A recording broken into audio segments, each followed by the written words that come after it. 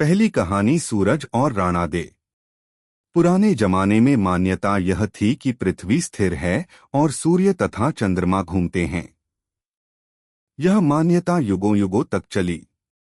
16वीं-17वीं शताब्दी में गैलीलियो नाम का एक बड़ा वैज्ञानिक इटली में हुआ और सबसे पहले उसने बताया कि यह मान्यता गलत है। नक्षत्रों की गतिविधि टेलीस्कोप से देखकर उसने यह साबित भी कर दिया। लेकिन तत्कालीन हठधर्मी राज्याधिकारियों ने तो उसकी कदर न करके उल्टा उसे लंबे अरसे तक जेल में रखा। जो हो, आखिर सत्य तो सत्य ही रहने वाला है, इसलिए धीरे धीरे सब लोगों ने गैलीलियो की बात स्वीकार कर ली। पुरानी मान्यता के अनुसार एक लोककथा प्रचलित है जो यहाँ नीचे दी जाती है। एक दिन जब सूर्य नारायण सारी सृष्टि का चक्कर लगाकर लाली बिखेरते हुए अस्ताचल की ओर जा रहे थे और लोगों को यह सिखाते हुए जा रहे थे कि जिंदगी जीनी है तो मेरी तरह जियो, उदय हुआ था यानी जन्मा था, तब जितनी शान शौकत और लाली लिए हुए था उतनी ही लाली छिटकाता हुआ ज्यों की त्यों धर दीनी चदरिया के अनुसार अपना यश धरती पर बिखेरता हुआ जा रहा हूँ। सामने आकाश से उतरती हुई परी जैसी सुंदर गाजे बाजे के साथ नाजंखरे दिखाती हुई संध्या आती मिली तो दोनों हाथों से सूर्य नारायण ने उसके कपोलों पर अपनी लाली पोत दी। संध्या रानी निहाल हो गई। सूर्य की पोती हुई लाली के कारण हर्षित और गबित अपने भाग्य पर इतराती इठलाती, बल खाती, कुछ कुछ शर्माती स्कुचाती, लाज के कारण अवगुंठित सी ठुमक ठुमक कर चलती, नाचती थिरकती और घुंघरू बजाती अपनी निराली ही छटा लेकर संध्या रानी धरती पर आई। संध्या यानी दिन और रात का संधिकाल, दिन के अवसान और रात के आगमन की सूचना देने वाला काल। संख्या के आगमन पर चहकते हुए पक्षी अपने नीड़ों की ओर वापस आने लगे। गायें रंभाती हुई और पैरों से धूल उछालती अपने अपने बछड़ों से मिलने के लिए उतावली उतावली अपने अपने स्थान को लौटने लगीं। गोधूली का रंग और संध्या का लाल रंग मिलकर एक अजीब समा बंध गया था और ऐसा लगता था मानो गोधूली अपने हाथों संध्या सुहागिन की मांग में सिंदूर भर रही हो। रजनीगंधा हर्ष से फूलकर अपनी मस्तानी गंध से लोगों के मन को हर रही थी। मंदिरों में आरती पूजा, धूप दीप और नौतनगारे की तैयारियां होने लगीं। लोगों ने अपवित्र पवित्रों व मंत्र के साथ सायंकालीन संध्या आरंभ कर दी कि इतने में सूर्य नारायण अपने घर पहुंचे। घर के दरवाजे पर ही उन्हें राणा देजी खड़ी दिखाई दी, जिनका चेहरा गुस्से से तमतमा रहा था और सामने से आते हुए सूर्य की लाली के कारण और भी रक्ताभ हो गया था। सूर्य नारायण एक क्षण के लिए ठिठके, फिर प्यार से उन्हें सहलाते हुए बोले, क्यों, क्या बात है? आज रानी जी नाराज सी क्यों दिखम पड़ती हैं? राणा देजी पर इस सहलाने पुचकारने का कोई असर नहीं हुआ। उन्होंने गुस्से में भरकर कहा, मैं दिन भर घर में अकेली रहती हूँ। आप तो प्रातःकाल होते ही निकल जाते हैं और रात पड़े घर लौटते हैं। कभी कभी तो मेरी सुख लिया कीजिए। सारी जिंदगी में एक दिन भी ऐसा नहीं गया है जब दिन के समय एक क्षण भी आपके साथ बैठकर अपने दुख सुख की दो बातें आपको बता सकी हूँ या आपके साथ आमोद प्रमोद के दो क्षण बिताकर मन बहला सकी हूँ। सूर्य नारायण ने कहा, देवी, तुम कहती हो सो ठीक है, लेकिन मेरे जिम्मे कुछ काम ही ऐसा है कि मुझे फुर्सत ही नहीं मिल पाती। भगवान ने सारी सृष्टि को भोजन पहुँचाने का काम मेरे जिम्मे दे रखा है। आठ जल्दी करते करते भी देर हो ही जाती है। सूर्यदेव के प्यार भरे वचन सुनकर राणा देजी कुछ शांत तो हुई, लेकिन फिर उन्होंने एक प्रश्न पूछा, क्या आप प्रत्येक प्राणी को भोजन पहुंचा पाते हैं? सूर्यदेव ने कहा, हाँ मेरी रानी, मैं कीड़ी को कण, हाथी को मण, इस प्रकार सभी जीवों को पूरता हूँ। प्राणी भूखा उठता है, भूखा सोता नहीं। बच्चा पेट में होता है, तभी से मैं उसकी चिंता कर लेता हूँ। राणा देजी ने अपने मन में तय किया कि कल इस बात की परीक्षा लूंगी। रात को जब वे भोजन करके उठे तब धरती पर ठाकुर जी के पौधने का समय हो गया था। ठाकुर जी को पौढ़ाने के लिए नौबत का डंका पड़ा और उधर सूर्य नारायण और राणा देजी सोने के लिए अपने शयन कक्ष में चले गए। प्रभात होने से पहले जब गंधर्वों ने अपने भैरवी राग से सूर्य को जगाया तो वे 7 घोड़ों के रथ पर सवार होकर सतरंगी किरणें छिटकाते हुए अपने दैनिक नियम के अनुसार पृथ्वी का चक्कर लगाते हुए प्राणियों को भोजन पहुंचाने के लिए निकल पड़े। इधर राणा देजी ने एक चींटी को उठाकर अपनी सिंदूर की डिबिया में बंद कर लिया और सोचा कि देखें इस चींटी को सूर्यदेव किस तरह भोजन पहुंचाते हैं। सायंकाल सूर्य नारायण घर लौटे तो राणा देजी ने पूछा, क्यों सारे जीवों को, सारे प्राणियों को भोजन पहुंचा आए? उत्तर हाँ में मिला तो राणा देजी स्मित हास्य के साथ बोली, मैं आपको एक ऐसा जीव दिखाती हूँ जो दिन भर का भूखा है। सूर्यदेव ने कहा, ऐसा होना तो नहीं चाहिए। तब राणा देजी ने अपनी अंगिया में खोसी हुई डिबिया निकाली और उस चींटी को दिखाने लगी। लेकिन राणा देजी की आंखें तो फटी की फटी रह गईं जब उन्होंने देखा कि सिंदूर की उस डिबिया में माथे पर टीकी लगाने के लिए जो चावल का दाना रखा हुआ है उसे कुरकुतर कर वह चींटी खा रही है। राणा देजी लज्जित हो गईं और अपनी भूल के लिए सूर्य नारायण से क्षमायाचना की। दिग्दिगंत में ध्वनि गूंज उठी, सूर्य भगवान की जय। आओ हम भी अपना संवेद स्वर उस ध्वनि में मिलाते हुए एक बार जोरों से कहें, सूर्य भगवान की जय। सृष्टि के पोषणकर्ता की जय। दूसरी कहानी परिग्रह। एक साधु था। वह जंगल में झोपड़ी बांधकर रहता था। उसके पास मात्र एक लंगोटी थी और एक कमंडलू। प्रातःकाल गांव में जाकर वह गोचरी कर लाता और जो कुछ नियमित समय में मिल जाता उतना सा खाकर दिन भर भजन स्मरण करता रहता। उसकी झोंपड़ी से थोड़ी ही दूर पर चरागाह था जहां ग्वाले अपने पशु चराया करते। कभी कभी कोई कोई ग्वाला श्रद्धापूर्वक थोड़ा बहुत दूध साधु महाराज को भी दे जाता था जिसे वह स्वीकार कर लेते थे, लेकिन कभी किसी ग्वाले से दूध मांगते नहीं थे। एक बार साधु महाराज की झोंपड़ी में चूहों का उत्पात हो गया और वे चूहे आए दिन बांस पर लटकाई हुई लंगोटी को काटने लगे। अब तो साधु महाराज के लिए मुश्किल हो गई, क्योंकि बिना लंगोटी के भिक्षाटन के लिए जाया नहीं जा सकता था और भिक्षाटन के लिए नहीं जायन तो खायन क्या। आठ दो चार बार तो गृहस्थों से लंगोटी का कपड़ा मांग कर लाए, लेकिन जब अक्सर चूहे टंगी हुई लंगोटी को काटने लगे तो साबूजी को कुछ सूझ नहीं पड़ा कि क्या करना चाहिए। रोज रोज कपड़ा मांगने के लिए हाथ पसारना उनके मन ने स्वीकार नहीं किया। अंत में उन्हें एक उपाय सूझ पड़ा, क्यों न एक बिल्ली को पाल लिया जाए जिससे कोई चूहा आने का साहस ही नहीं करेगा। साधु महाराज ने ऐसा ही किया। इससे चूहों की परेशानी तो दूर हो गई, लेकिन अब प्रश्न उठा कि बिल्ली को खिलाया क्या जाए। बिल्ली स्वस्थ बनी रहे, इसके लिए उसको थोड़ा बहुत दूध देना भी आवश्यक था। आठ जो ग्वाले श्रद्धा भक्ति से दूध देने को महाराज की कुटी में आते थे, उन्हीं के पास अब स्वयं महाराज को दूध मांगने के लिए जाना पड़ता। कुछ दिनों तो उनको अपनी पुरानी साख के कारण दूध मिलता रहा, कभी किसी ग्वाले से और कभी किसी ग्वाले से, लेकिन आखिरकार इस प्रकार की नित्यप्रति की मांग से सारे ग्वाले तंग आ गए। एक दिन सब ग्वालों ने मिलकर इस बात पर विचार किया और यह तय किया कि आज से साधु महाराज को कोई दूध न दे। अब तो साधु जी को और भी मुश्किल हो गई। गए थे रोजा छुड़ाने, नमाज गले घल गई बाली स्थिति हो गई उनकी। भूखी बिल्ली म्याऊं म्याऊं करती इधर उधर फिरे। साधु महाराज को दया आई। उन्होंने सोचा, क्यों न एक गाय पाल ली जाए जिससे अपने को भी दूध मिलता रहेगा और बिल्ली को भी दूध पिला दिया करेंगे।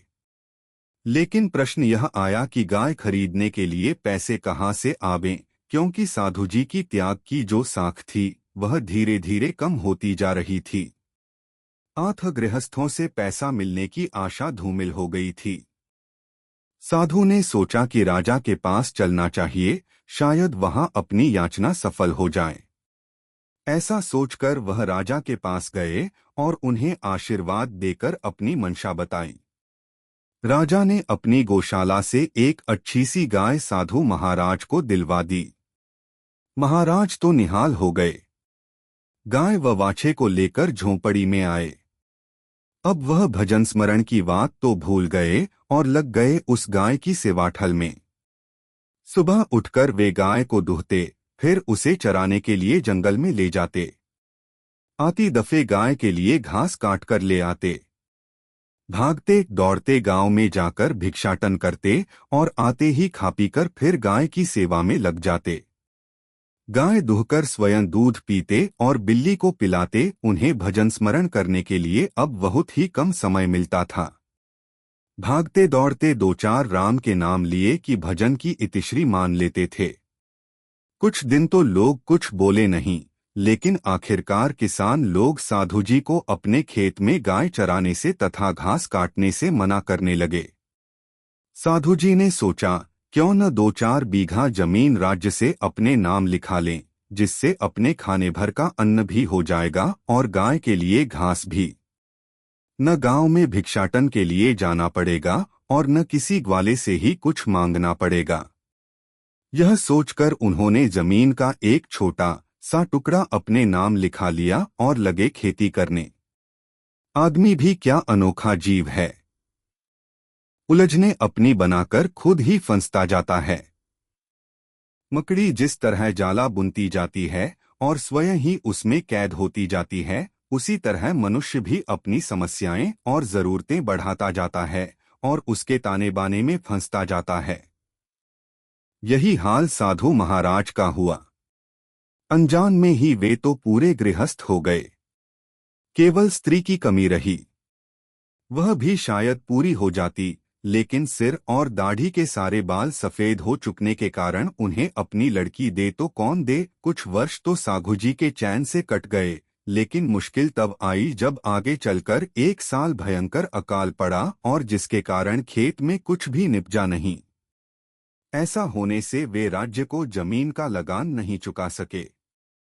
नतीजा यह हुआ कि जिन जिन लोगों ने लगान नहीं चुकाया था, उन सबकी राज्य में बुलाहट हुई और उन्हें दंडस्वरूप धूप में खड़ा कर दिया गया। साधु जी भी उनमें से एक थे। वैसाख जेठ की तपती हुई धूप में खड़े खड़े साधु महाराज तिलमिला उठे और अपने पुराने दिनों को याद करने लगे कि अपन तो सुख से रह रहे थे, भगवान का नाम जपते थे, आखिर यह सब क्या हो गया और कैसे हो गया। सोचते सोचते उनके ध्यान में आया कि इस सारे खटराक का कारण बस लंगोटी है। अगर लंगोटी न होती तो चूहे क्यों आते, और चूहे न आते तो बिल्ली को क्यों पालना पड़ता। बिल्ली न होती तो गाय क्यों लाते और गाय न होती तो खेती क्यों करते। बस उनके अंतर्चक्षु खुल गए और उन्होंने उपाधि रूप उस लंगोटी को खोलकर फेंक दिया और हर्षोन्मत्त होकर नाचने लगे। सिपाहियों ने समझा, साधु महाराज कष्ट न सह सकने के कारण पागल हो गए हैं। आठ वे पहुंचे उनके पास और लगे तरह तरह से समझाने बुझाने।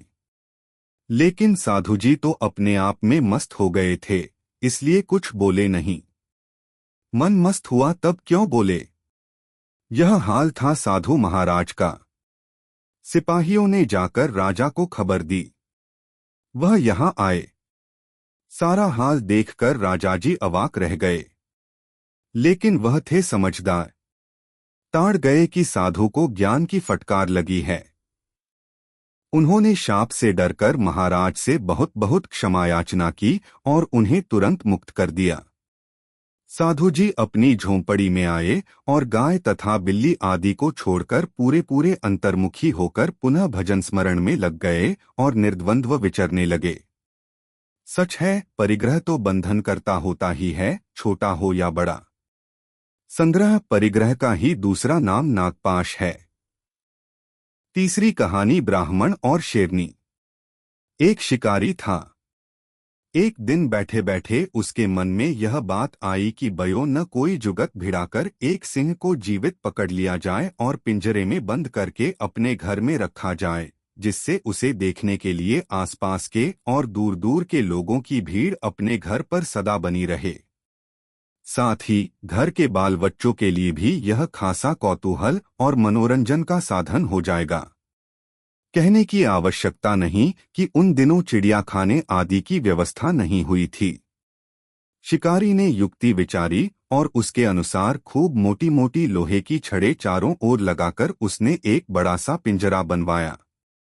उस पिंजरे का दरवाजा इतनी कारीगरी से बनवाया गया था कि उसमें घुसते ही प्राणी अपने आप कैद हो जाए और पिंजरा बाहर से खोले तभी खुले। पिंजरे में एक जीवित बैल बांधकर तथा उसका दरवाजा खुला छोड़कर उस पिंजरे को ऐसे स्थान पर रख दिया जहां से होकर अक्सर शेरनियां पानी पीने के लिए झरने पर जाया करते थे। शिकारी तो अपने घर चला आया और वह बैल मस्ती से हरी हरी घास चरने लगा जो पर्याप्त मात्रा में उसके सामने डाली हुई थी। उसे पता नहीं था कि मौत उसे किसी भी क्षण आ दबोचने वाली है। थोड़ी रात बीती होगी कि झरने पर पानी पीने के लिए जाती हुई एक शेरनी उघर से निकली। शेरनी की नजर बैल पर पड़ी तो उसके मुंह में पानी भर आया। वह दौड़कर पिंजरे में घुसी और उसने बैल पर झपट्टा मारा। बैल को तो वह आनन फानन में चट कर गई, लेकिन पिंजरे का दरवाजा बंद हो चुका था और अब शेरनी के निकलने का कोई रास्ता नहीं रहा था। वह पिंजरे में इधर से उधर और उधर से इधर दहाड़ मारती और सिर पटकती फिरने लगी। सारी रात बीत गई। शेरनी सिर पटकते पटकते लहूलुहान हो गई, लेकिन दरवाजा नहीं खुला। वह थककर और निराश होकर बैठ गई कि इतने में सवेरा हुआ। सवेरे एक ब्राह्मण उस रास्ते से गुजर रहा था। शेरनी ने गिड़गिड़ाते हुए उस ब्राह्मण से कहा, हे ब्राह्मण देवता, अगर तू यह पिंजरा खोलकर मुझे बाहर निकाल दे तो मैं तेरा एहसान जन्म जन्मांतर भी नहीं भूलूंगी। ब्राह्मण ने कहा, तू है हिंसक जीव, जीवित प्राणी देखते ही तेरी तो जीभ लपलपाती है। मैं दरवाजा खोलूं और तू मुझे ही गटक जाए तो तेरा क्या भरोसा। शेरनी ने कहा, भोले ब्राह्मण, तुम भी कैसी नादानी की बात करते हो। भला यह भी कोई सोचने की बात है। तुम जो मेरा इतना उपकार करोगे, मेरे प्राणों की रक्षा करोगे, उसी को मैं खा जाऊंगी। ब्राह्मण को दया आ गई और वह दरवाजा खोलने वाला ही था कि उसे नीतिकार का कहा हुआ नीचे लिखा श्लोक याद आ गया, नदीना शस्त्रपाणिना नखीना श्रृंगिणा तथा विश्वासो नैव कर्तव्यो स्त्रीषु राजकुलेषु च। और वह ठिठक गया। उसने सोचा, अरे तुम किसका विश्वास कर रहे हो। विश्वास न करने योग्य जो 5 प्राणी तथा एक नदी का नाम नीतिकार ने गिनाए हैं, उनमें 3 का समावेश एक साथ ही है। यहाँ तो 1 शेरनी नखवाली है, 2 शेर जंगल का राजा होता है, 8 यह राजकुल की है, 3 शेरनी है यानी मादा स्त्री है। ब्राह्मण खड़ा का खड़ा ही रह गया, क्योंकि न तो अपने दयालु स्वभाव के कारण उससे आगे बढ़ा जाता था और न डर के मारे उसकी हिम्मत पिंजरा खोलने की ही होती थी। शेरनी ने फिर कहा, ब्राह्मण देवता, तू जरा भी मत डर, बेधड़क पिंजरा खोल दे। एक पल के लिए भी यह मत सोच कि मैं तेरा अपकार या अहित करूंगी। तुझे वचन देती हूँ, मेरे से बनेगा सो तेरा भला ही करूंगी। जो कोई वाचा चुके वो उबो उबो सूके वाली कहावत तेरी सुनी हुई होगी, नहीं तो मैंने तुझे सुना दी है। अपने दिए हुए वचन का मैं पालन करूंगी। ब्राह्मण लिखापढ़ा तो था, लेकिन था भोला। आठ चिकनी चुपड़ी बातों द्वारा शेरनी ने उसे विश्वास दिला दिया और उसने पिंजरा खोल दिया। पिंजरा खुलने की देर थी कि वह शेरनी तो अपने दिए और किए हुए सारे कौल वाचा भूलकर ब्राह्मण से बोली, मैं तुझे खाऊंगी। अब गिड़गिड़ाने की वारी ब्राह्मण की थी। वह बहुत रोया, खुशामद की, शेरनी को अपने द्वारा किए हुए उपकार की याद दिलाई, शेरनी द्वारा किए हुए वादों की याद दिलाई, लेकिन चिकने घड़े पर पानी का असर हो तो शेरनी के मन पर ब्राह्मण के वचनों का असर हो। आखिर ब्राह्मण ने कहा, तू जिससे जंचे उस जीव से पंचायती करा ले। कोई भी कहे कि तुझे मुझको खाना चाहिए तो जरूर खा लेना। शेरनी ने सोचा, इसमें अपना कोई हर्ज नहीं है, क्योंकि कोई भी जीव अपने खिलाफ फैसला देने का साहस नहीं कर सकेगा। शेरनी ने ब्राह्मण की यह बात मान ली और दोनों ने मिलकर एक लोमड़ी को पंच थरप लिया। भाग्य की बात कि इतने में ही उधर से गुजरती हुई एक लोमड़ी दिख पड़ी। ब्राह्मण ने उसे पुकारा। लोमड़ी डरते डरते वहां आई तो शेरनी और ब्राह्मण ने उसे सारी कथा सुनाई। लोमड़ी थी चतुर और साथ ही चालाक भी। उसने भोली बनते हुए कहा, देखो यूं तो मैं कुछ समझूंगी नहीं, क्योंकि यह बात मेरी बुद्धि में ही नहीं आती कि शेरनी जैसा जीव भी कभी पिंजरे में बंद हो सकता है। इसलिए पहले इसे अंदर करके दिखाओ कि शेरनी कहाँ थी और ब्राह्मण कहाँ था। यह मैं देख लूं, फिर मैं जो पूछूं वह बताते जानो। मैं अभी तुरंत तुम्हारे इस झगड़े का फैसला किए देती हूँ। दोनों ने बात मान ली। शेरनी पिंजरे में घुस गई और बोली, मैं यहाँ थी। इतने में पिंजरे का दरवाजा आपसे आप फिर बंद हो गया। लोमड़ी ने कहा, यहाँ थी तो यहीं रह, और ब्राह्मण से बोली, तू अपने घर चला जा। न्याय हो चुका। इस शेरनी को पिंजरे में पड़ी पड़ी भूखी प्यासी मरने दे। भविष्य में अनहोनी बात पर कभी विश्वास मत करना। भला शेरनी जैसा हिंसक जीव भी कभी विश्वास करने लायक होता है। शेरनी बहुत चिल्लाई, लोमड़ी को बहुत बुरा भला कहा। बोली कि तुम दगाबाज हो, मुझे तुमने छलकपट से फंसा दिया, इसका अच्छी तरह बदला लूंगी। पर लोमड़ी को अब क्या भय था। वह तो ताली दे देकर हंसने लगी और हंसती ही गई। इतने में वह शिकारी वहां आ पहुंचा। उसे सारी बात का पता लगा तो वह उस पिंजरे को अपने घर न ले जाकर वहीं छोड़ गया, जिससे उस रास्ते से होकर आने जाने वाले लोग यह देख सकें कि कृतघ्न की क्या गति होती है। कहा भी है, सब पापन सिरमोर निमकहरामी कृतघ्ने। वाकी का अघोर चेला चांटी चक्रिया। चौथी कहानी, भक्त और भगवान।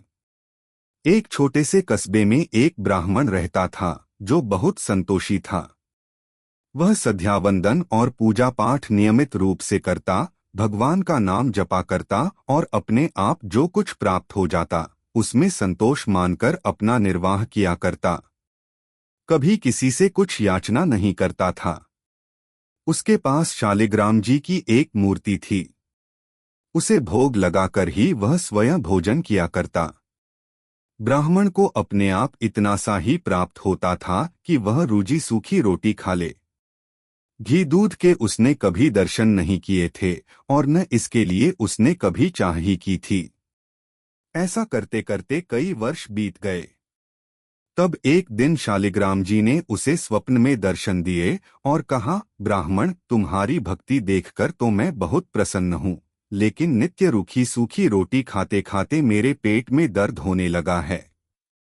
आठ फल तुम मुझे चुपड़ी रोटी देना। ब्राह्मण की आंख खुली तो उसने सोचा कि मैंने आज तक तो अपनी जिंदगी में किसी से याचना की नहीं, अब घी लाऊं तो कहाँ से लाऊं। आखिर उसने सोचा कि जब महाराज जी ने अपने आप ही मुंह खोलकर कह दिया है तो चलो एक दिन उसकी बात रखने को अपना व्रत टूटा ही सही। सामने वाले सेठ की हवेली से थोड़ा सा घी मांग कर ले आऊंगा और आज चुपड़ी रोटी का भोग लगा दूंगा। उस ब्राह्मण ने कभी किसी भी चीज के लिए याचना नहीं की थी, इसलिए जब वह घी मांगने गया तो हवेली की मालकिन ने बहुत आदर के साथ उसे घी दिया और अपने को बन्य माना।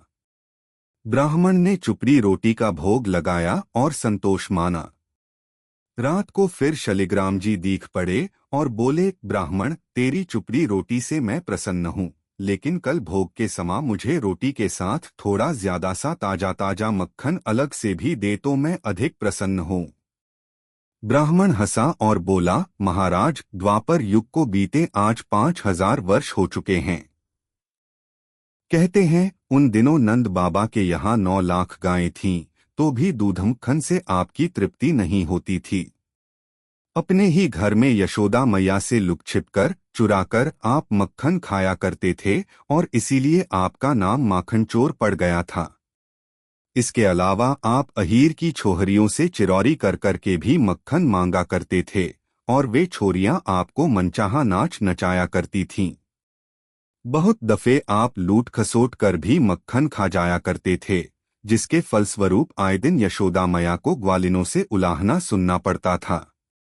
यशोदा मैया ने तंग आकर आपको एक बार उखल से भी बांध दिया था, लेकिन मालूम होता है कि इतना सब होने पर भी और इतने वर्षों बाद भी आपकी मक्खन खाने की वह निगोड़ी आदत गई नहीं। जो हो, मैं आपसे साफ कहे देता हूँ कि अगर आपको दूध दही और घी मक्खन के गटके आते हों तो सामने सेठ की यह बड़ी सी हवेली खड़ी है, वहां चले जाइए। रूखी सूखी रोटी से संतोष होता हो तो मेरी कुटिया तैयार है। मुझसे रोज रोज आपके लिए मांग कर लाने का यह बंधा पार नहीं पड़ेगा। शालिग्राम जी ने ब्राह्मण के सिर पर हाथ रखा और कहा, तुम्हारी रूखी सूखी रोटी में जितना स्वाद है वह दूसरे के घी दूध में कहाँ। तुम्हारी रोटी तो मेरे लिए शबरी के बेर और सुदामा के तंदुल के बराबर है। तुम निश्चित रहो, मैं न तो तुम्हारा घर छोड़कर जाने वाला हूँ और न तुम्हारा हृदय। मैं तो तुम्हारे प्रेम से ऐसा बंध गया हूँ कि चाहूं तो भी न जा सकूं। दुर्योधन के मेवा त्यागे साग विदुर घर खायो जी। विदुर की पत्नी द्वारा दिए गए केले के छिलकों के सामने विदुर जी के दिए हुए केले मुझे फीके लगे थे और मैंने विदुर से कहा था वह स्वाद नहीं आवना। रहीम ने भी कहा है, रहीमन रहीला की भली, जो परसे चित लाए। परसत मन मैला करे सो मैदा जरी जाए। राजस्थानी में भी एक कहावत है, खानू प्रेम को हो वो भलाई, श्री मालाड़ी देश संग जहर हो। पांचवी कहानी, बात का घा। एक ब्राह्मण था। वह बहुत ही गरीब था। जंगल से लकड़ी काटकर लाता और उसे शहर में बेचकर अपनी गुजर बसर किया करता। ज्यों-ज्यों ब्राह्मण की उम्र बड़ी होती गई, उसकी शारीरिक शक्ति भी क्षीण होती गई। फलस्वरूप उसका लकड़ियों का गट्ठा पहले से थोड़ा छोटा होता गया। आठ ब्राह्मण को पेट भराई जितना भी पैसा नहीं मिलता था। एक दिन वह जंगल में गया और लकड़ी काटकर लाने लगा तो उससे लकड़ियों का गट्ठा उठा नहीं, क्योंकि वह बहुत दुर्बल हो गया था। इसलिए वह वहीं बैठ गया और निराश होकर बोला कि इस जीवन से तो मौत ही अच्छी। संयोग की बात कि इतने में ही उसे एक सिंह दिखाई दिया। सिंह को देखते ही ब्राह्मण के तो होश उड़ गए। वह थर-थर कांपने लगा। आदमी यूं कहने को तो कह देता है कि ऐसे जीने से तो मरना ही अच्छा, लेकिन जब सचमुच ही मरण घड़ी आती है तो वह बहुत छटपटाता है। मरना कोई नहीं चाहता। आदमी हर हालत में जिंदा ही रहना चाहता है। ब्राह्मण का भी वही हाल हुआ, लेकिन उसने अपने मन में सोचा कि मौत मांगी थी और मौत आ ही गई तो अब डरने से भी क्या होगा, युक्ति से काम लेना चाहिए। ऐसा सोचकर उसने दोनों हाथ ऊंचे करके कहा, जजमान की जय हो। सिंह ने पूछा, क्यों, क्या बात है? कौन हो तुम? ब्राह्मण ने कहा, मैं तुम्हारा घरू जोशी हूँ और तुम हो मेरे जजमान। तुम्हें आशीर्वाद देने आया हूँ और साथ ही दान दक्षिणा लेने। सिंह ने कहा, दान दक्षिणा देने को मेरे पास और तो कुछ है नहीं, लेकिन मैं इतना कर सकता हूँ कि तुम अपनी लकड़ियों का गट्ठा मेरी पीठ पर लादकर शहर तक ले जा सकते हो। ब्राह्मण को इससे अधिक क्या चाहिए था। उसने तो दूसरे ही दिन से दुगनी तिगुनी लकड़ियां इकट्ठी करनी शुरू कर दी और उनको सिंह की पीठ पर लादकर शहर ले जाने लगा। लकड़ियां ज्यादा लाने के कारण ब्राह्मण को पैसे भी ज्यादा मिलने लगे। दोनों वक्त खाने के लिए उसे पूरा और अच्छा भोजन मिलने लगा। कई दिन बीत गए। ब्राह्मण को इस बात का भान भी नहीं रहा कि यह सिंह है। उसने तो सिंह को एक साधारण जीव ही मान लिया था और एक दिन ब्राह्मण ने सिंह को गाली देते हुए कहा, इतने धीरे धीरे क्या चल रहे हो, जल्दी क्यों नहीं चलते? सिंह चुपचाप वहीं खड़ा रह गया और बोला, हे ब्राह्मण देवता, तुम्हारे हाथ में यह कुल्हाड़ी है। मेरी गर्दन पर कसकर इसकी एक चोट मारो। ब्राह्मण ने कहा, क्यों, क्या बात है? सिंह बोला, बात कुछ नहीं, तुम वैसा करो जैसा मैं कहता हूँ। ब्राह्मण ने सिंह की गर्दन पर कुल्हाड़ी मारी और सिंह की गर्दन पर एक बड़ा सा घाव हो गया। कुछ दिन बीत गए तो सिंह ने पूछा, ब्राह्मण, तुमने जहाँ मेरे कुल्हाड़ी मारी थी वहाँ पर देखो, कोई घाव है क्या? ब्राह्मण ने देखकर कहा, बाव तो भर गया। तब सिंह ने कहा, कुल्हाड़ी का घाव तो भर गया, लेकिन तुमने मुझे जो गाली दी थी वह घाव नहीं भरा है। सच ही है, तरवार का घाव भर गया, बात को घाव कोनी भरे न प्ररोहती वाक्षतः। सिंह ने फिर कहा, देखो, आज तक मैंने तुम्हारी काफी सेवा कर दी है और ऐसा करके तुम्हारी चाही हुई दक्षिणा तुम्हें चुका दी है। अब आगे मुझसे किसी तरह की आशा मत रखना। लेकिन जाते जाते तुम्हें एक नसीहत देता हूं कि कभी किसी को दुर्वचन मत कहना। मेरी यह नसीहत पल्ले बांधकर रखोगे तो सुख पाओगे।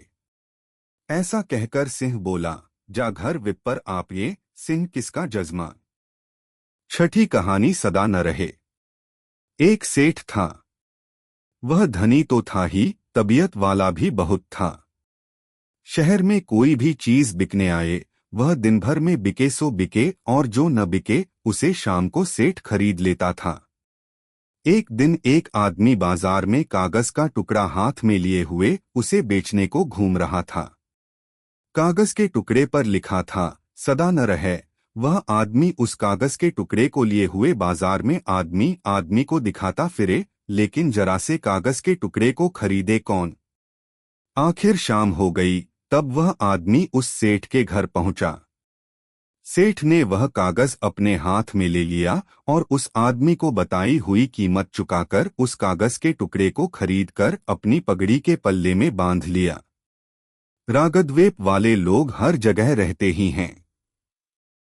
आथ किसी ने जाकर राजा से चुगली कर दी कि महाराज, आपसे भी बड़ा बनकर कोई आदमी इस नगरी में रहे, यह आपके लिए शोभा की बात नहीं।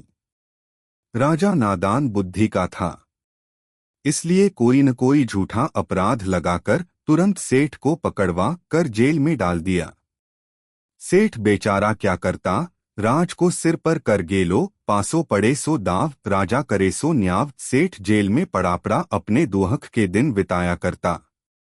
एक दिन वह सिर पर पगड़ी उतारकर उसके पेंच का बल निकालने लगा तो उसे एक गांठ दिखाई दी। उस गांठ को खोला तो वह कागज का टुकड़ा निकला जिसको किसी दिन सेठ ने मुंहमांगी कीमत देकर खरीदा था। और जब सेठ ने यह पढ़ा कि सदा न रहे, तो उसको विश्वास हो गया कि अगर अपने सुख के दिन सदा नहीं रहे तो ये दो दिन भी सदा रहने वाले नहीं हैं। उसके मन में आशा का संचार हुआ। सेठ ने कागज के टुकड़े को माथे से लगाकर फिर से पगड़ी के पल्ले में बांध लिया और भगवान को धन्यवाद दिया। सेठ अपने दुहक की बात भूल गया और उसे हंसी आ गई। वह खूब हंसा। पहरेदारों ने सोचा कि सेठ दुहक न सह सकने के कारण विक्षिप्त हो गया है और उन्होंने जाकर राजा को खबर दे दी। राजा वहां आया और सेठ से हंसने का कारण पूछा। जब सेठ ने जैसा पासा पड़े वह दाव और राजा करें वही न्याय सारी कथा कही तो राजा भी नादान से सयाना हो गया।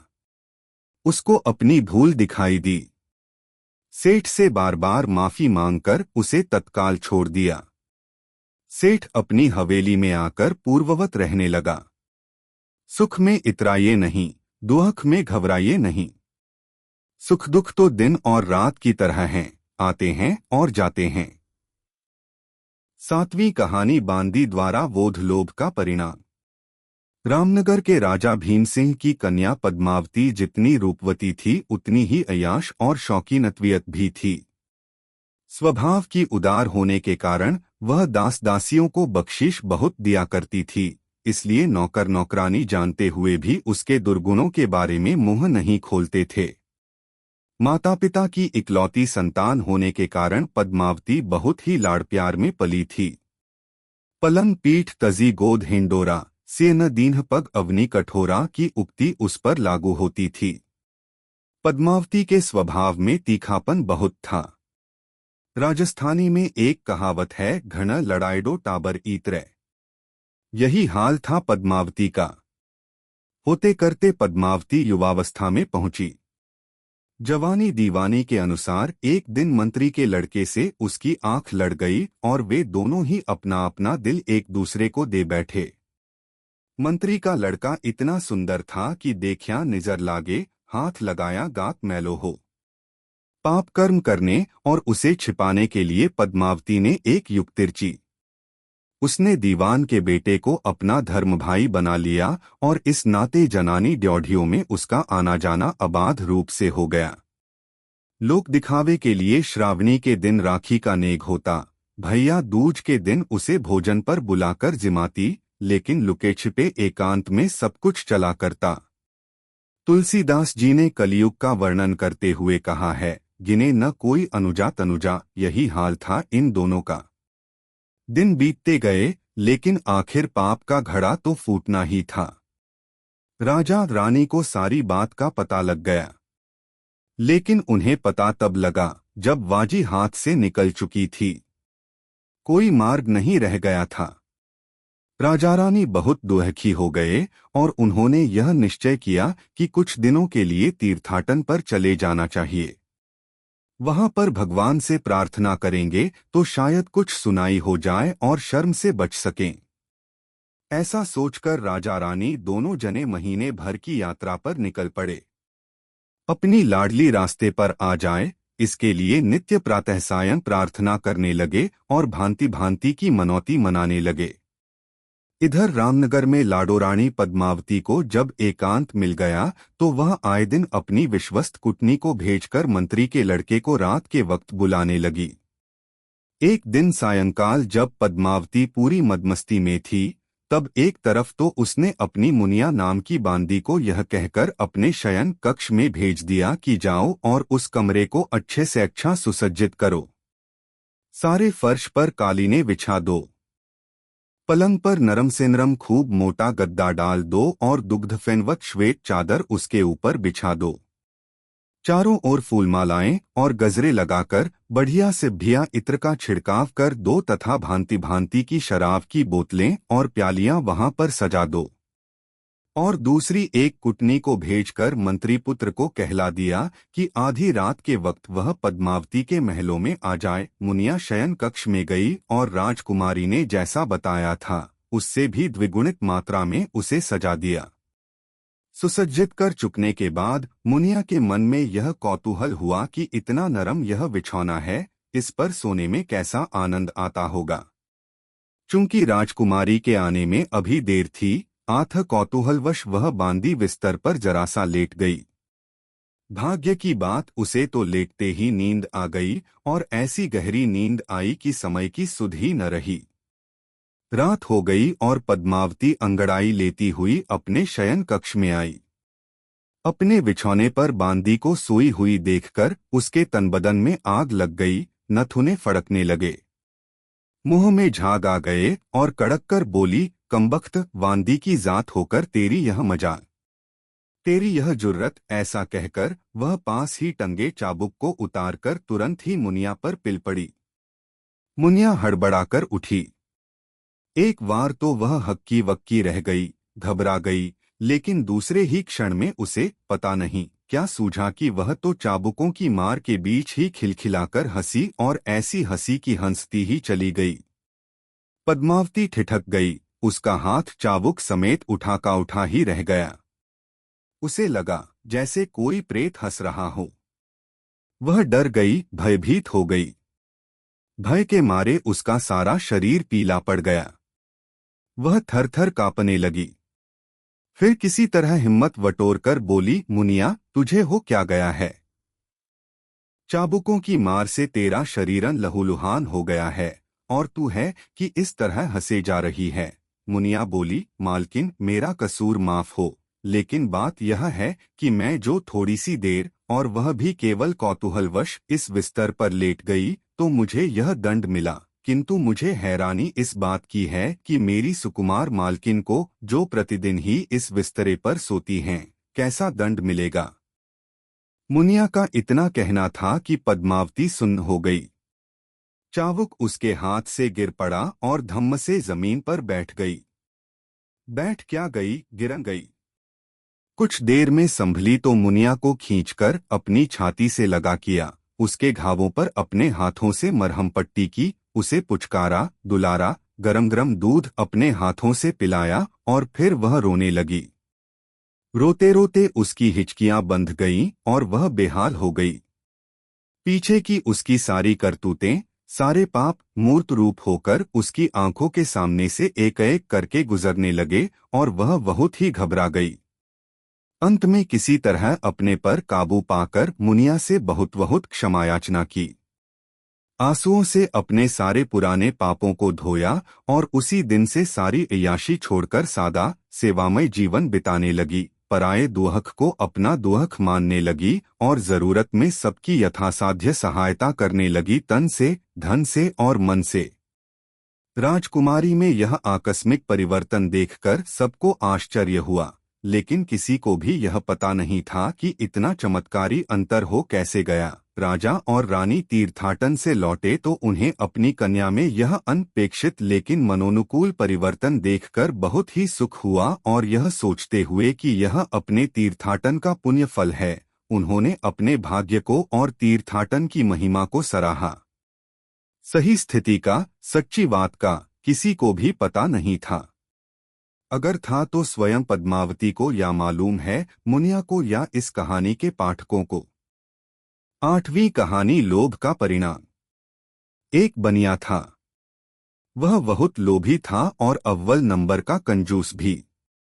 जिस गांव में वह रहता था वह छोटा होने के कारण कोई खास व्यापार वट्टा तो वहां था नहीं, लेकिन उसके 2 लड़के सुदूर बर्मा देश में रहते थे और खासा अच्छा रोजगार था उन लड़कों के पास। वे लड़के कंजूसी में तो वाप की होड़ नहीं कर सकते थे, लेकिन फिर भी कुछ कुछ गुण तो वाप के ग्रहण किए ही थे। आठ अपने तन पर कम से कम खर्च करके सारी कमाई बाप के पास भेज देते थे। बाप के पास कमाई का और कोई धंधा नहीं था, लेकिन लड़कों के भेजे हुए रुपए आते तो उनसे बोरगत का काम करता। आसपास के गांवों में और कोई पैसे देने वाला न होने के कारण ब्याज की दर ऊंची होने पर भी जरूरतमंदों को इसी वनिये के पास आना पड़ता था। इसी गांव में एक गरीब ब्राह्मण रहता था। वह मामूली कथावार्ता करके तथा लोगों के यहाँ मरेजिए के, ब्याह शादी तथा अन्य नेगों में होने वाली पूजा पाठ इत्यादि करा के पेट पालन किया करता था। गई और भाग्य की बात कि ब्राह्मण की पत्नी अचानक बीमार हो कुछ दिनों की बीमारी भोग कर चल बसी। वह मरते समय अपने पीछे एक कन्या छोड़ गई। अब उस ब्राह्मण को अपनी कन्या की देखरेख में अधिक समय लगाना पड़ता था, इसलिए पूजा पाठ का काम कम कर पाता था। गरीब तो था ही और गरीब हो गया। शरीर की शक्ति क्षीण हो गई, नेत्रों की ज्योति कम हो गई, आथ कथावार्ता में और रुकावट आने लगी। नौबत यहाँ तक पहुंची कि कथावार्ता से उसकी पेट भराई नहीं होती थी।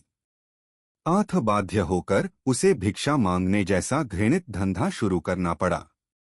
वह ब्राह्मण सारे दिन गांव में बैठा भीख मांगता और जो कुछ दिन भर में मिलता उसे लेकर सायंकाल अपनी झोंपड़ी में आ जाता। संतोषी स्वभाव का होने के कारण जैसा भी रूखा सूखा मिलता स्वयं भी खा लेता और बेटी को भी खिला देता। लेकिन गांव छोटा था और ज्यादा घर साधारण गृहस्थों के ही थे, आथ पूरी पेट भराई नहीं होती थी। ब्राह्मण ने सोचा, गांव के बाहर जो गणेश जी का मंदिर है वहां जाकर बैठना चाहिए, क्योंकि उस मंदिर में अपने गांव के तो सारे लोग जाते ही हैं, कुछ दूसरे लोग आसपास के गांवों के भी आते हैं। वहां मंदिर की सीढ़ियों पर बैठे रहने से शायद पेट भरने लायक आमदनी हो जाएगी। दूसरे दिन से ब्राह्मण अपनी बेटी की सहायता से वहां जाकर बैठने लगा और नमः शिवाय मंत्र का जोर जोर से जाप करने लगा। संयोग की बात कि कुछ ही दिनों बाद शिव पार्वती पर्यटन करते हुए उस मंदिर के सामने से गुजरे। पार्वती ने खींचकर शिव से कहा, तुम कितने निष्ठुर हो कि इस दीन दुर्बल ब्राह्मण को कुछ भी नहीं देते, जबकि यह दिन भर तुम्हारा नाम रटता रहता है। भले आशुतोप कहलाए, शिव ने कहा, मंदिर में चलो। मंदिर में गए तो गणेश जी अपने माँ बाप की अभ्यर्थना के लिए खड़े हुए और उन्हें अर्घ्य दिया। उस समय वह बनिया उस मंदिर के पास से गुजर रहा था। उसने मोती को खड़े होते और बात करते देखा तो आश्चर्यान्वित हुआ और सोचा कि आज गणेश जी महाराज स्वयं किससे बातें कर रहे हैं और क्या बातें कर रहे हैं। ऐसा सोचकर वह मंदिर के बाहर ही कान लगाकर सुनने लगा। शिवजी महाराज गणेश जी को उपालंभ दे रहे थे। यह दीनदरिद्री ब्राह्मण, जो कि सात्विक वृत्ति वाला और संतोपी स्वभाव का है, किने दिनों से तुम्हारे द्वार पर पड़ा है और मेरा नाम जप रहा है, फिर भी तुम कुछ देकर उसका दुख दूर नहीं करते। यह कैसी बात है? गणेश जी ने भूतकाल की गलतियों के लिए क्षमा याचना की और कहा, 1 सप्ताह के भीतर यहाँ बैठे बैठे इसे 1 लाख रुपए मिल जाएंगे, आप निश्चित रहें। पार्वती जी अपने पुत्र के दिए हुए आश्वासन से संतुष्ट हो गई। शिव पार्वती ने गणेश जी को आशीर्वाद दिया और मंदिर के बाहर निकल आए। वह सूमवनिया सारी बात सुन चुका था। आठ शिव को दिखाई न पड़े, इस तरह तेजी से कदम बढ़ाता हुआ आगे निकल गया। उस बनिए के मन में यह क्रिया चली कि इस भिखारी को 1 लाख रुपए मिलेंगे तो अवश्य, क्योंकि गणेश जी के दिए हुए वचन अन्यथा नहीं हो सकते। अब सोचना यह है कि ये रुपए अपन किस तरह हथिया सकते हैं। तुलसीश जी के वचनों में जिमी प्रतिलाभ लोभ अधिकाई और महावीर स्वामी के वचनों में जहां लाहो तथा लोहो के अनुसार भिखारी के रुपयों में से भी हिस्सा या करीब करीब सारे ही रुपए हड़प लेने की तरकीब वह सोचने लगा और अनेक संकल्प विकल्प उसके दिमाग में आए और गए। आखिर उसने एक तरकीब सोच ही ली और भागा भागा उस ब्राह्मण के पास आया। आते ही उसने ब्राह्मण को दंडवत प्रणाम किया और सायंकाल का भोजन अपने घर पर करने का निमंत्रण दिया। ब्राह्मण तो निहाल हो गया, क्योंकि इधर बहुत दिनों से उसे अच्छा भोजन नहीं मिला था।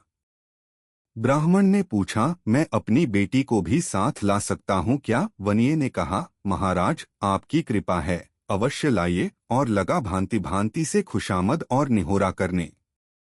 फिर बनिया तो अपने घर चला गया और भिक्षा में जो कुछ मिला था उसे समेटकर ब्राह्मण देवता भी अपने घर आ गए।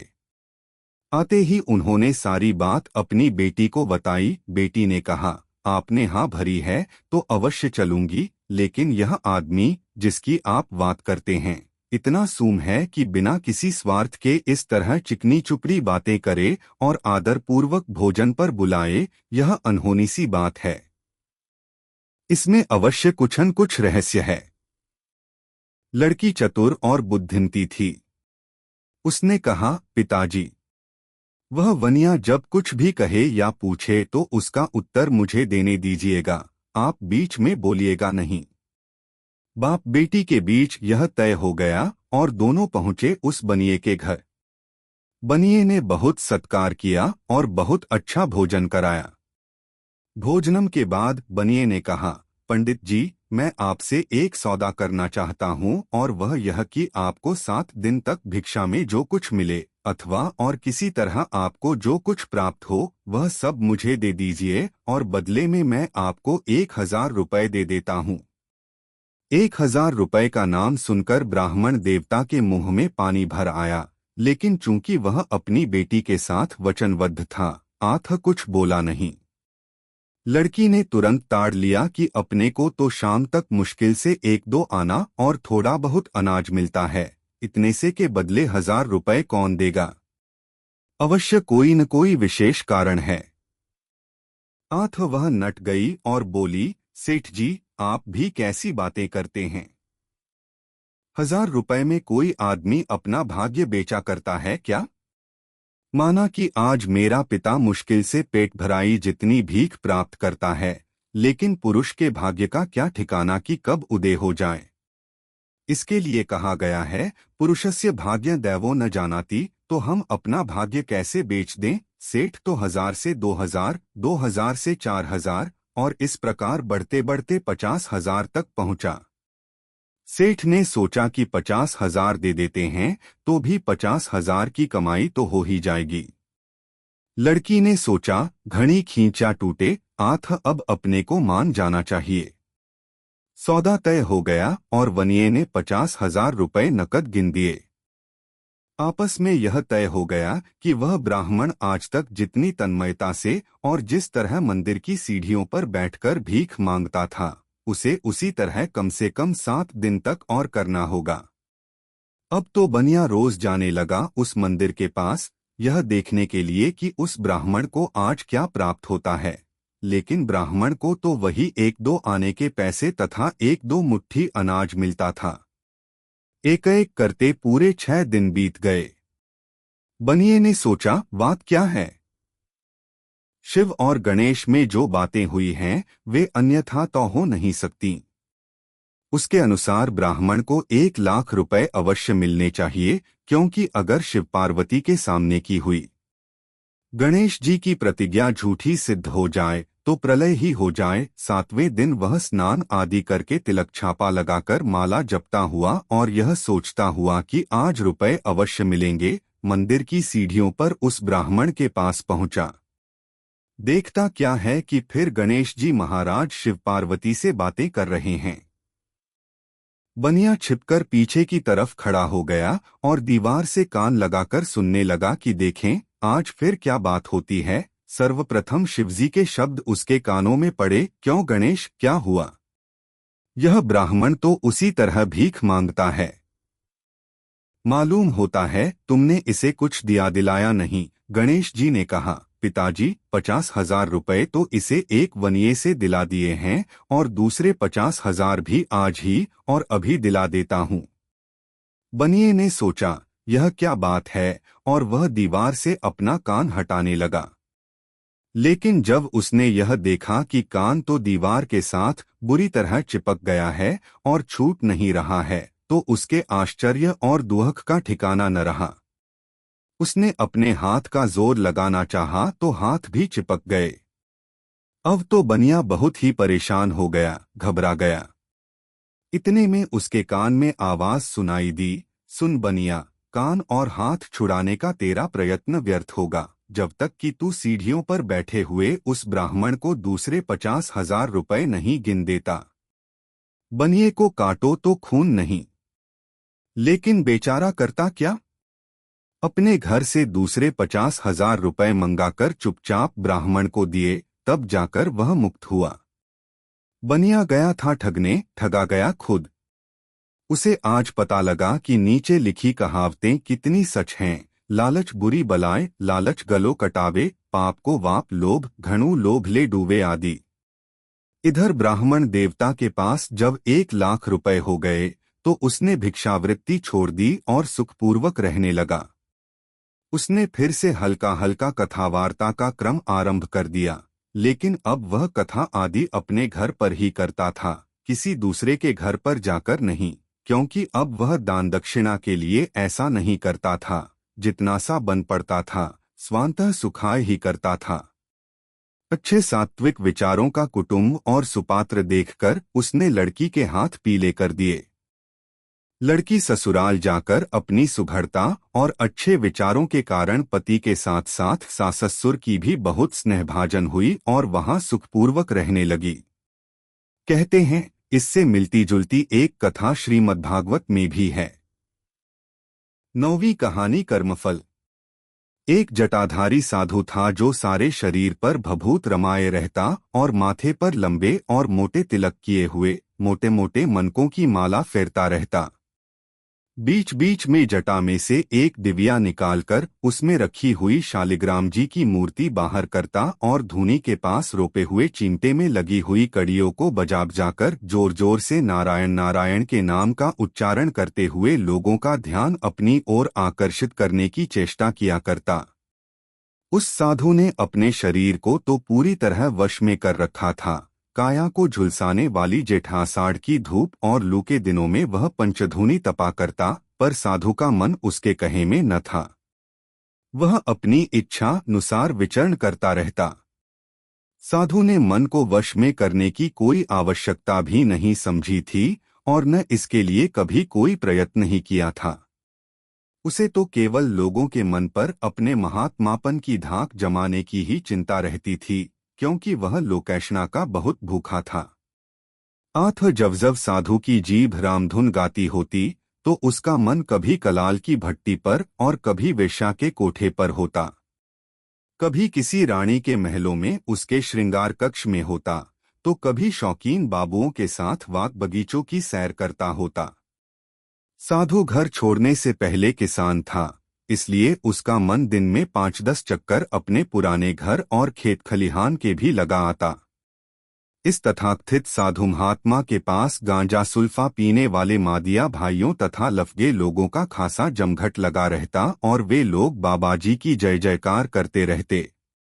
जो भक्त लोग साधुओं को भोजन पहुंचाते, उनमें कई ऐसे भी थे जो बीच बीच में गांजा सुल्फा और भांग की भेंट भी रोज भेज दिया करते।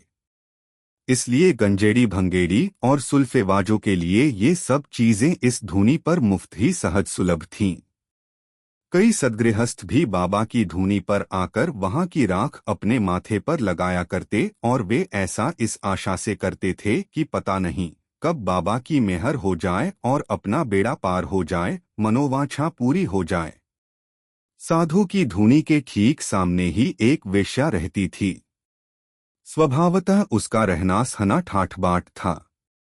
कोठे से नृत्य और वाद्य की ध्वनि आया करती और कभी गुलाब, कभी हिना और कभी खस के बेशकीमती इत्र की मादक खुशबू आसपास के सारे वातावरण को मुग्ध किए रहती। साधु के मन में इस बात की ईर्ष्या होती और वेश्या के प्रति द्वेष भी होता कि देख, एक तो तू है जो ईश्वर की भक्ति करता है, पंचधूनी तपता है, फिर भी तुझे बहुत साधारण भोजन मिलता है।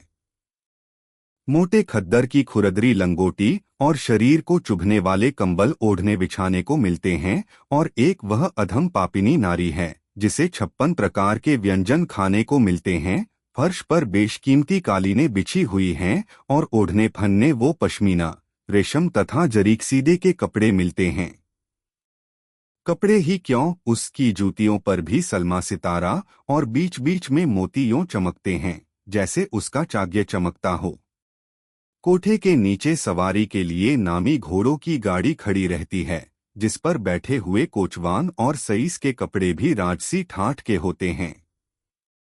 साधु का मन उसे रह रहकर इस बात के लिए भी कचोटा करता कि अपने पास आने वाले लोग तो अत्यंत साधारण श्रेणी के हैं, जबकि उसके पास आने वाले सभी लोग विशिष्ट श्रेणी के हैं, जैसे सेठ साहूकार, अमीर उमराव, हाकिम टुक्काम आदि।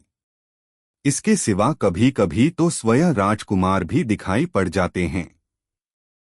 राजकुमार ही क्यों, नगर के महापंडित सुदर्शन जी महाराज और प्रख्यात गोविंदेध्वजी के पुजारी भी लुक छिपकर वहां धोख देने पधारते हैं। साधु इसे भगवान का अन्याय मानता, लेकिन यह सोचकर संतोप कर लेता कि आखिर मरना तो है ही। मरने के बाद वेश्या के इन सारे भोगों का बदला उसे एक ही साथ ब्याज समेत चुकाना पड़ेगा, जबकि अपने को अपनी त्यागतपस्या का सुफल मिलने वाला है ही।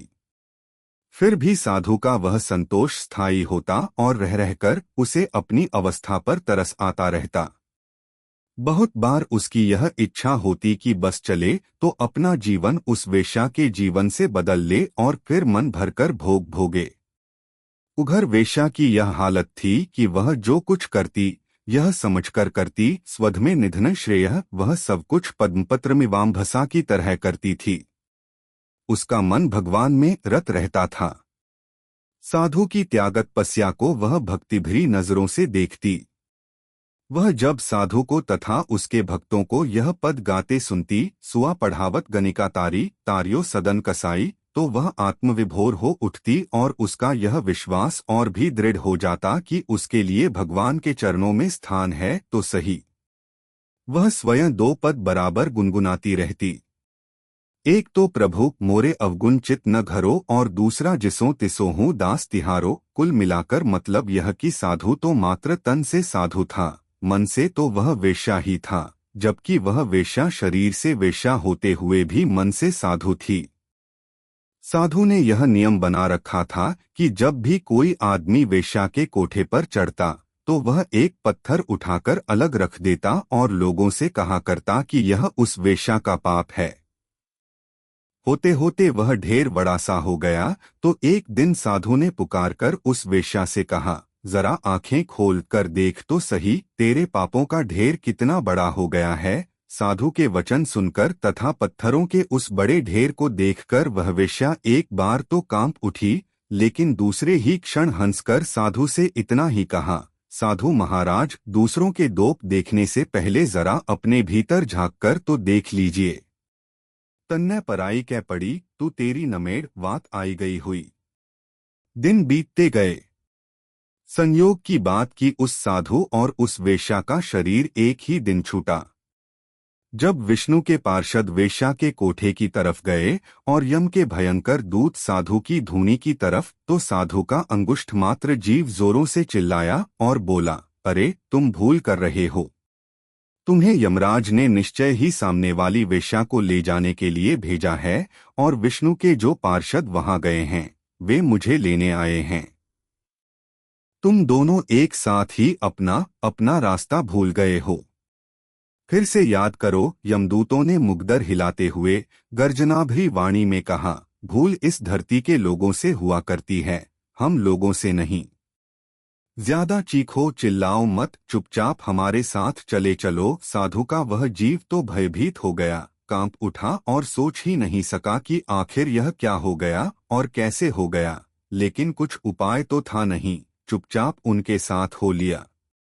यमपुरी जाने के लिए आकाशमार्ग से उड़ते हुए यमदूतों ने उस नाम धारी साधु के जीव से कहा, जरा नीचे की ओर देख, तू शरीर से महात्मा था तो तेरे शरीर के इर्द गिर्द जय जयकार के नारे लग रहे हैं।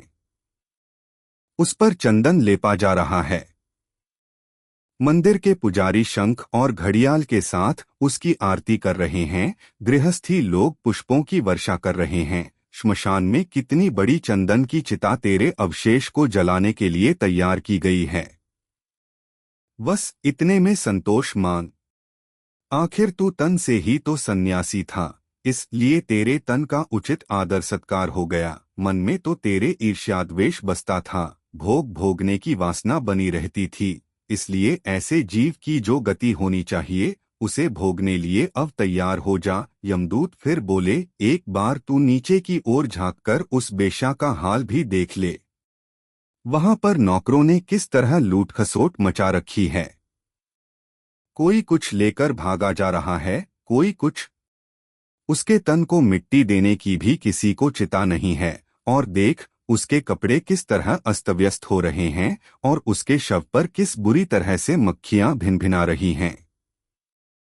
वह तन से पतिता थी तो उसके तन की गति भी वैसी ही हुई है, लेकिन मन से तो वह ईश्वर परायण ही थी। वेश्या का धंधा करते हुए भी उसने जीवन में कभी किसी के साथ छल छिद्र नहीं किया।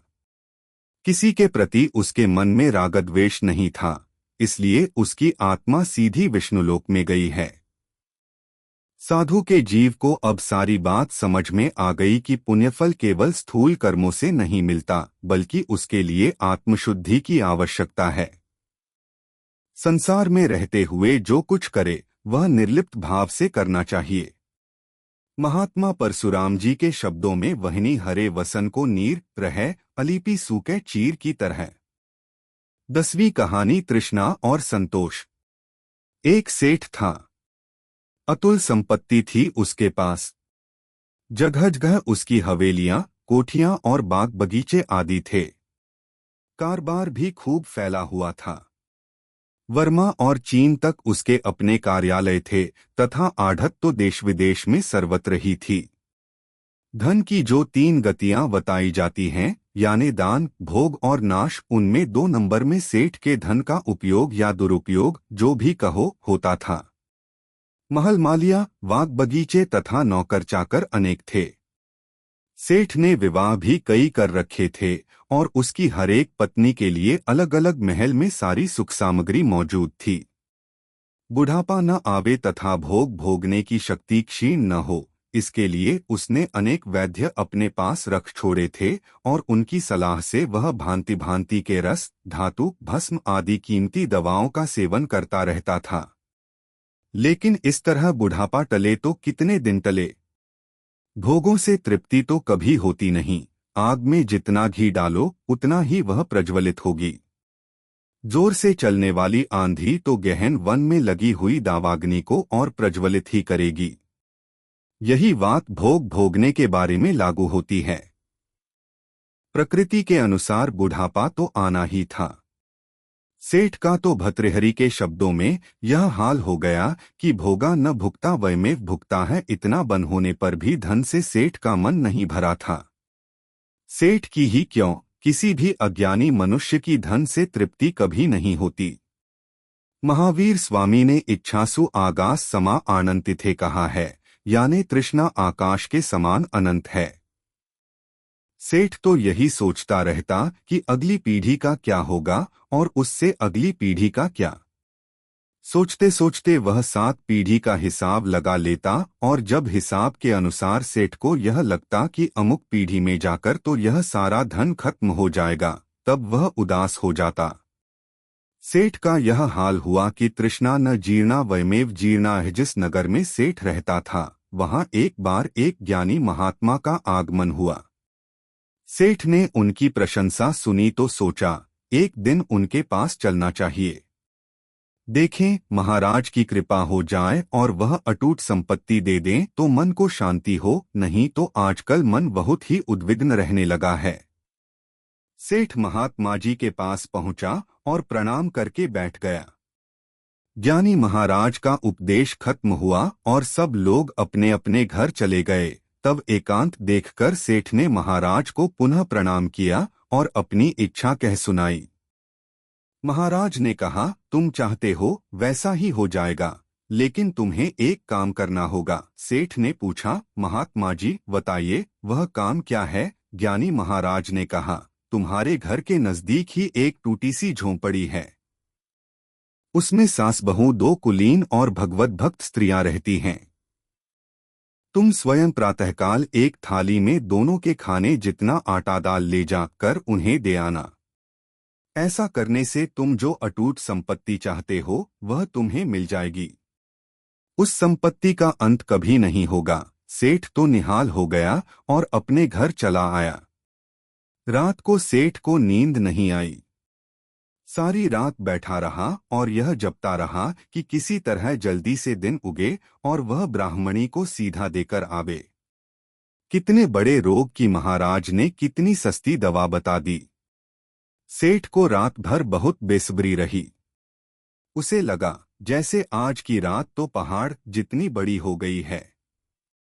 वह बहुत ही व्यग्र हो रहा था, लेकिन समय तो सदा अपनी गति से ही चला करता है। सेठ की व्यग्रता से उसकी गति में फर्क कैसे पड़ सकता था।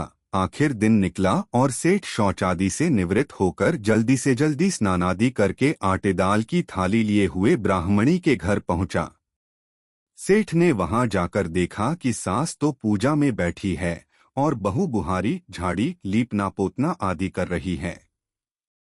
झोंपड़ी थी तो छोटी सी ही और टूटी हुई भी, लेकिन इतनी स्वच्छ कि देवता रमा करें।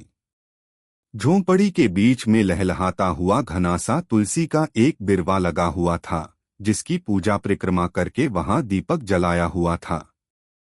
सेठ यह सब देखकर स्तंभित रह गया कि कितनी शांति है यहाँ, कितना मनोहर और सुरम्य दृश्य है यह। सेठ ने कहा, आप लोगों के लिए एक थाली आटा दाल घी चीनी आदि लेकर आया हूँ, इसे स्वीकार कीजिए। सास तो कुछ बोली नहीं, क्योंकि वह एकाग्रमन से पूजा और जाप में लगी हुई थी, किंतु बहू ने कहा, सेठ जी आज के खाने भर का हमारे पास है, इसलिए हम आपका यह सामान स्वीकार नहीं कर सकती।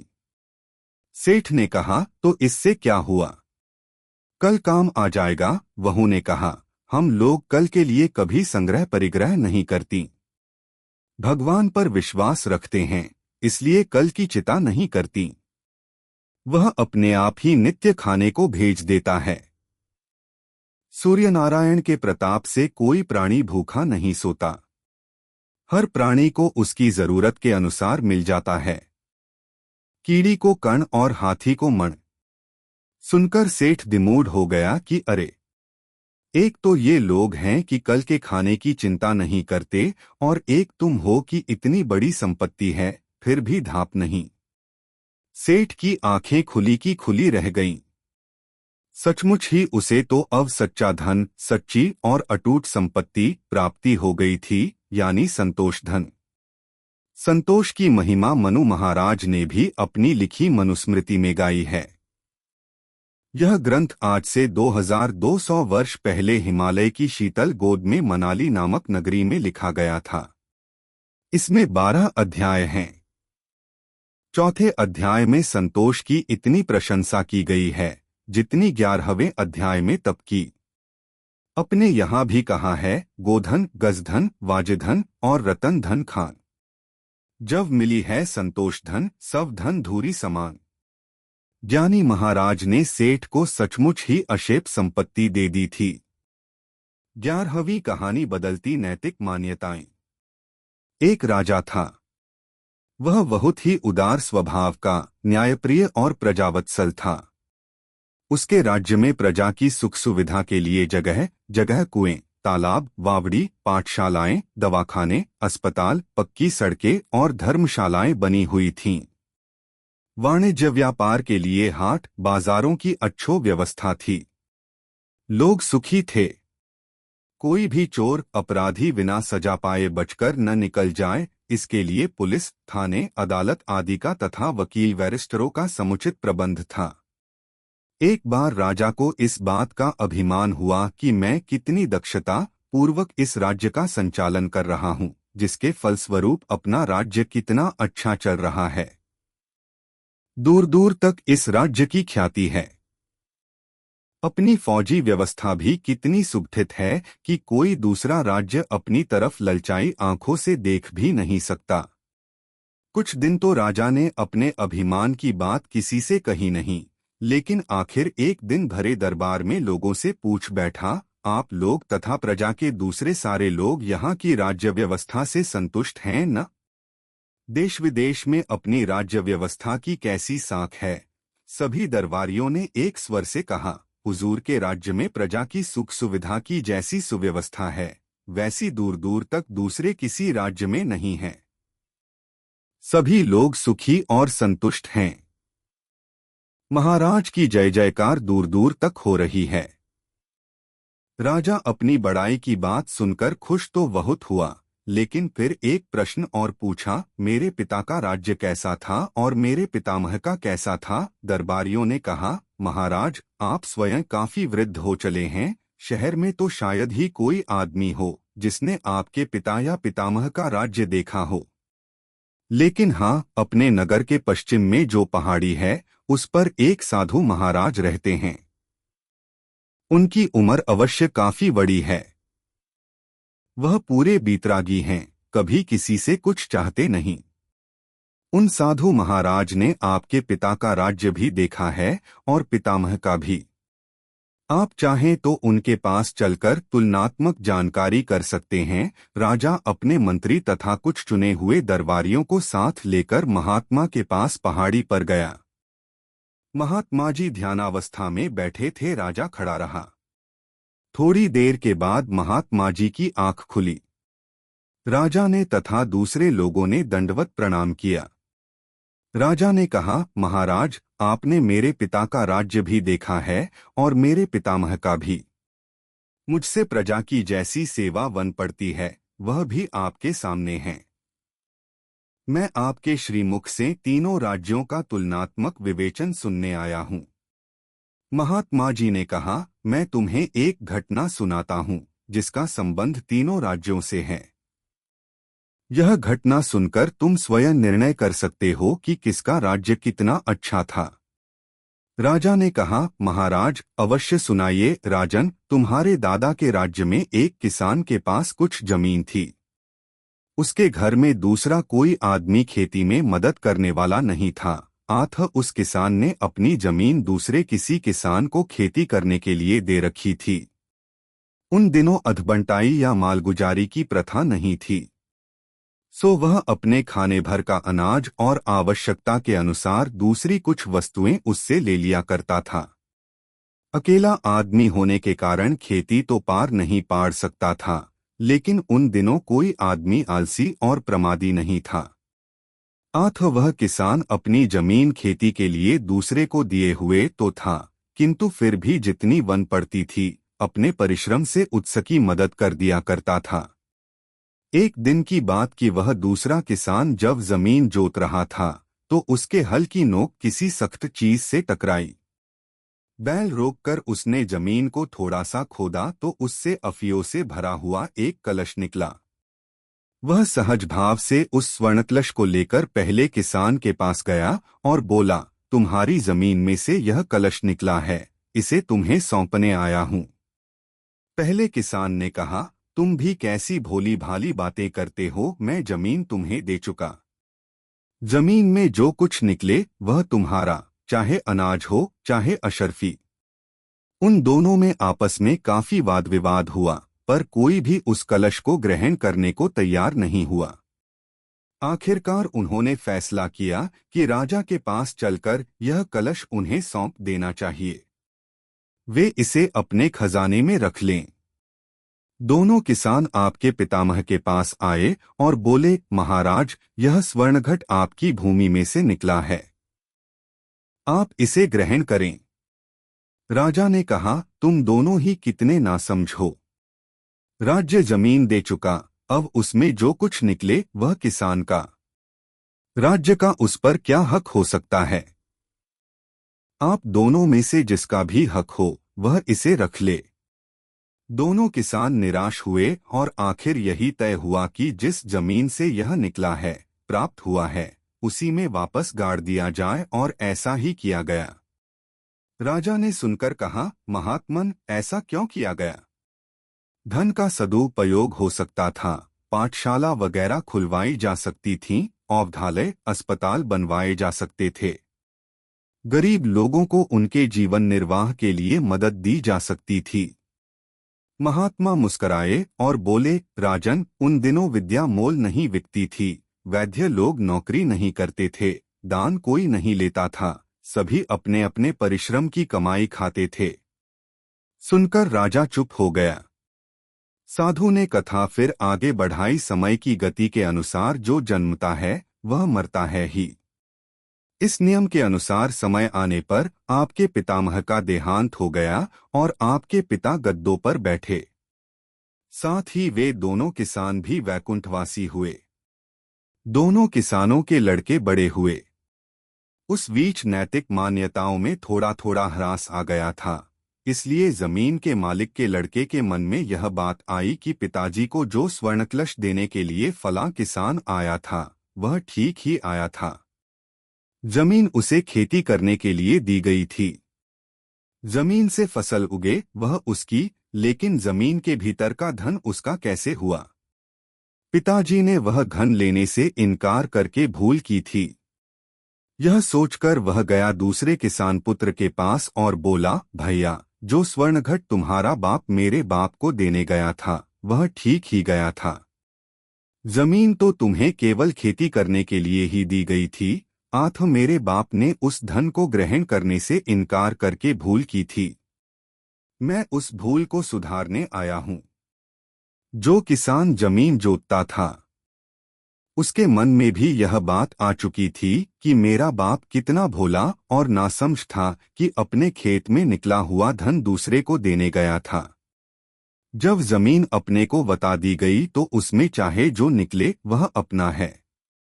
अगर स्वर्णकलश की जगह सांप निकलता और बाप को काट लेता तो मृत्यु उसकी ही होती, न तो पहले किसान की और न राजा की ही। इसलिए पहले किसान के लड़के से उसने कहा, भैया, भूल तुम्हारे बाप ने नहीं बल्कि मेरे बाप ने की थी, जो अपना धन दूसरे को देने गया था। पहले किसान का बेटा चुपचाप लौट आया, क्योंकि उस वक्त तक हवा इतनी दूपित नहीं हुई थी कि धन के लिए एक दूसरे आपस में लड़ाई झगड़ा करें। दूसरा किसान अफियों का वह घड़ा चुपचाप जमीन में से निकाल लाया। चूंकि नौतक ह्रास शुरू हो चुका था, इसलिए कुछ लोग दान भी ग्रहण करने लगे थे।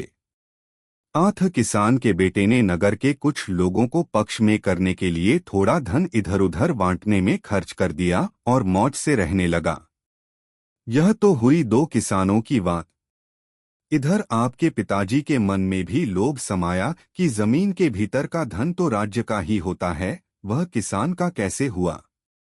आठ मेरे पिताजी ने उस कलश को ग्रहण करने से इनकार करके भूल की थी। राजा जी यानी आपके पिताजी ने आदमी भेजा उस किसान के पास जो कि जमीन जोतता था। आदमी ने किसान को राजा की कही हुई बात बताई तो किसान साफ नट गया और बोला कि राज्य तो जमीन मुझे दे चुका, उसमें जो कुछ भी निकले वह मेरा है। राज्य को इससे क्या लेना देना। राजा जी चाहे तो मैं 10-20 आदमियों को लेकर हाजिर हो सकता हूं जो मेरी बात का समर्थन कर देंगे। ये 10-20 आदमी वही थे जिन्हें किसान पुत्र कुछ धन देकर अपने पक्ष में कर चुका था। आदमी ने वापस आकर राजा जी को सारी बात कही तो वह भी कुछ नहीं बोले, चुप रहना ही ठीक समझा। समय बीतता गया। जिस तरह पत्ते पकने पर अपने आप झड़ जाते हैं, उसी तरह समय आने पर तुम्हारे पिताजी स्वर्गवासी हो गए और वे दोनों किसान पुत्र भी। अब आया आपका राज्य। हर बात के कानून कायदे बन गए। अदालतें और पुलिस थाने खड़े हो गए। मुकदमा लड़ने के लिए वकील बैरिस्टर भी पढ़ लिख कर तैयार हो गए। दोनों किसान पुत्रों के बेटों में आपस में उस स्वर्णकलश को लेकर वाद विवाद हुआ। नौबत यहां तक पहुंची कि उनमें मारपीट हो गई। अदालत में मामला गया तो दोनों किसानों को मारपीट के अपराध में 6-6 महीने की सजा हो गई और अफियों का वह कलश राज्य की संपत्ति माना गया। अब राजन हालत यह है कि वह अफियों वाला कलश तो आपके खजाने में है और वे दोनों किसान आपकी जेल में हैं, क्योंकि न्यायप्रिय राजा के राज्य में कोई अपराध करके सजा से कैसे बच सकता है। घटना मैंने सुना दी। राज्य के भले बुरे होने का तुलनात्मक निर्णय तुम स्वयं कर लो। राजा पसीने पसीने हो गया और महात्मा जी को दंडवत प्रणाम करके अपने अहंकार जनित अपराध के लिए क्षमा मांगकर अपने घर लौट आया। उसे इस बात का भान हो गया कि राज्य व्यवस्था वही अच्छी मानी जानी चाहिए जिसमें प्रजा के नित्य के कामों में राज्य की कम से कम दखलंदाजी हो। 13वीं कहानी दान श्रद्धापूर्वक। एक सेठ था। उसके यहाँ 1.25 मन अनाज का सदाव्रत दिया जाता था। 1.25 मन अनाज उसके नौकर रोज बांटा करते थे, लेकिन उस दान में कोई दया की भावना नहीं थी, केवल नाम की चाह थी। सदाव्रत पाने वालों के प्रति आदर सत्कार का तो कोई सवाल ही नहीं था, केवल यंत्रवत काम चला करता। कभी कभी तो ऐसा भी होता था कि अगर सदा व्रत लेने वाले लोगों की संख्या जरूरत से ज्यादा हो जाती और वह 1.25 मन अनाज सबके हिस्से में नहीं आता, तो बचे हुए लोगों को मारपीट कर भी भगा दिया जाता। उस सेठ के एक पुत्रवधू थी। चूंकि उसने भागवत का वह वाक्य याद कर रखा था जिसमें यह कहा गया है कि दानमानाभ्या और उपनिपद का श्रद्धयादेय तथा अश्रद्धयादेय भी याद कर रखा था, आथ वह इत्तदान का कोई महत्व या माहात्म्य नहीं मानती थी, बल्कि उसे तो इसके प्रति कुछ ग्लानि ही थी। वह स्वयं थोड़ा सा अनाज लेकर उसे अपने हाथ से अच्छी तरह वीन छांटकर स्वयं ही पीसती और अपने हाथ से अच्छी अच्छी रोटियां बनाकर कोई न कोई सत्पात्र ढूंढकर उसे आदर और स्नेह के साथ भोजन कराया करती। स्वयं ही उसके लिए आसन बिछाती और भोजन करने वाले को अपने हाथ से पंखा भी डुलाया करती। समय बीतता गया और एक दिन ऐसा आया कि उस सेठ की मृत्यु हो गई। थोड़े वर्षों के बाद वह पुत्रवधू भी चल बसी। दोनों का ही जन्म एक राजा के यहाँ हुआ, लेकिन सेठ का जन्म हाथी के रूप में और पुत्रवधू का राजकन्या के रूप में। लड़की के वयस्क होने पर राजा ने उसका विवाह किया। विवाह में अन्य वस्तुओं के साथ वह हाथी भी दहेज में दिया गया। जब वह लड़की हाथी पर बैठने लगी तो हाथी को अपने पूर्वजन्म की सारी कथा याद आ गई और उसने सोचा, मैं जो 1.25 मन अनाज का नित्य दान करता था उसे तो हाथी रूपी पशुयोनि में जन्म मिला, और यह लड़की जो मुश्किल से 1 पाव अन्न की रोटियां देती थीं उसे राजपद मिला। यह तो भगवान के घर का अन्याय है। खैर, भगवान के घर का अन्याय अगर है भी तो अपन बर्दाश्त नहीं करेंगे और इस लड़की को अपने ऊपर सवार नहीं होने देंगे। यह सोचकर हाथी ने जोर से सिर हिलाया। इस बीच राजकन्या की भी पूर्वजन्म की स्मृति जाग उठी थी।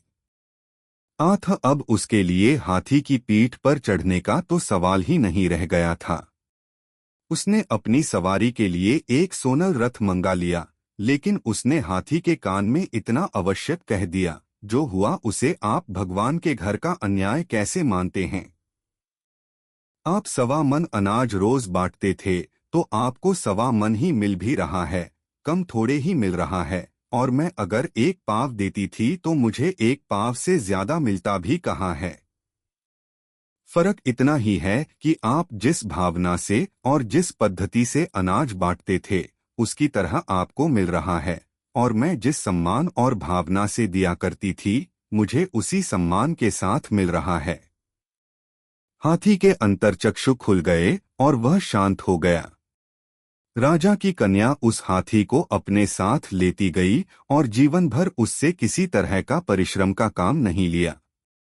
उसे बहुत ही सुख और आदर पूर्वक रखा। उसकी सेवा के लिए कई नौकरों को अलग से ही रख दिया था, जो कि हाथी को नहलाने, सहलाने और पानी पिलाने का तथा उसे दिए जाने वाले घास, अनाज और पत्तों को साफ करने का काम किया करते थे। वह खुद भी दिन में 2-3 बार आकर देख जाया करती कि हाथी की सेवा में किसी तरह की कमी तो नहीं है। सच ही है, दान में संख्या या मिकदार का कोई महत्व नहीं है, भावना ही प्रधान है। 12वीं कहानी सूम और वैतरणी। एक आदमी के पास पैसा तो ठीक ठाक था, लेकिन वह कंजूस इतना था कि भाड़ा दिए बिना काया चले तो भोजन भी नहीं करे। उसकी पत्नी अपने पति के मूजी स्वभाव के कारण बहुत दुखी रहा करती। बार बार अपने पति को समझाने की चेष्टा भी करती और कहा करती, कुछ तो लोग लाज की बात भी सोचो, आंख खोलकर देखो और कान खोलकर सुनो तो तुम्हें पता चले कि लोग तुम्हारी कितनी निंदा करते हैं। कभी तो परलोक की बात भी सोचा करो कि भगवान के घर जाकर क्या उत्तर दोगे, लेकिन चिकने घड़े पर पानी की बूंद टिके तो उस कंजूस को अपनी पत्नी की बात लगे। पत्नी बेचारी दिन भर घुटी घुटी रहती, न कभी मंदिर जाती और न गंगा स्नान के लिए ही, क्योंकि मंदिर जाए तो छटांक आधी छटांक अनाज ठाकुर जी के सामने चढ़ाना पड़े और गंगा स्नान के लिए जाए तो पैसा घेला घाटिया को देना पड़े, जबकि डर यह था कि ऐसा करने से पतिदेव रुष्ट हो जाएंगे। आठ वह बेचारी चुपचाप उदास मुंह किए घर में पड़ी रहती। घर का धंधा जैसा कुछ होता, जैसे पानी लाना, भोजन पकाना, बर्तन मांजना आदि मन मारकर करती रहती। उस बनिए के बारे में उसकी कंजूसी के कारण लोग यह कहने लग गए थे कि प्रातःकाल इसके दर्शन हो जाएं तो दिन भर खाने को नहीं मिले। दिन बीतते गए और वनिया बूढ़ा हो गया, लेकिन उसकी वृत्ति में रत्ती भर भी फर्क नहीं पड़ा। एक दिन उसकी पत्नी ने हिम्मत बटोर कर कहा, देखिए, आपको भी बुढ़ापा आ गया है और मुझे भी। जीवन भर अपन लोगों ने किसी को एक लोटा पानी भी नहीं पिलाया। अब अंत समय में एक बात मेरी मान लीजिए। मैं आपसे और कुछ भी नहीं चाहती, केवल इतना ही चाहती हूँ कि आप अपने हाथ से एक गाय किसी ब्राह्मण को दे दीजिए, जिससे सुखपूर्वक वैतरणी तो पार हो सके। बनिए ने कहा, मैं तो द अक्षर से ही डरता हूँ, मुंह से यह अक्षर निकल न जाए, इसलिए दिल्ली को हस्तिनापुर और दुकान को हाट कहता हूँ। तब बनियानी ने अपने पति को एक कहानी सुनाते हुए कहा, एक बार मनुष्य, देवता और राक्षस तीनों मिलकर ब्रह्मा जी के पास गए थे और उनसे कहा था कि आप अपनी रुचि के अनुसार हमें कुछ दीजिए। ब्रह्मा जी ने तीनों को ही द अक्षर दिया था। उस द अक्षर का अर्थ देवों ने तो यह निकाला था कि अपन लोग विलासी बहुत हैं, इसलिए ब्रह्मा जी ने अपन को द अक्षर के द्वारा दमन यानी इंद्रियदमन की शिक्षा दी है। राक्षसों ने यह अर्थ निकाला कि अपन लोग हिंसा बहुत करते हैं, इसलिए द अक्षर द्वारा अपन को दया की शिक्षा दी है, और मनुष्य ने द का अर्थ निकाला दान यानी देना। तीनों का ही अर्थ ठीक था। सूम की पत्नी ने आगे फिर कहा, आपको मालूम होना चाहिए कि जो आदमी केवल संग्रह करता है, कभी किसी को कुछ देता नहीं, उसे हमारे शास्त्रकारों ने दस्यु की संज्ञा दी है। मूजी ने कहा, मैं ये सब बातें नहीं सुनना चाहता। तुम अपना ज्ञान अपने पास ही रखो। बनियानी बेचारी क्या करती। वह तो जोर जोर से रोने लगी। उसके आंसू से उस मूजी के पैर भीग गए, लेकिन कलेजा नहीं पसीजा। आखिर कलेजा पांवों में तो था नहीं, वह तो अपनी जगह पर था।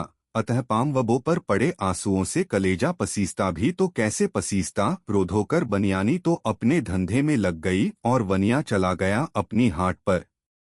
कुछ दिन और यूं ही गुड़क गए। दोनों की ही मृत्यु अधिक नजदीक आ गई।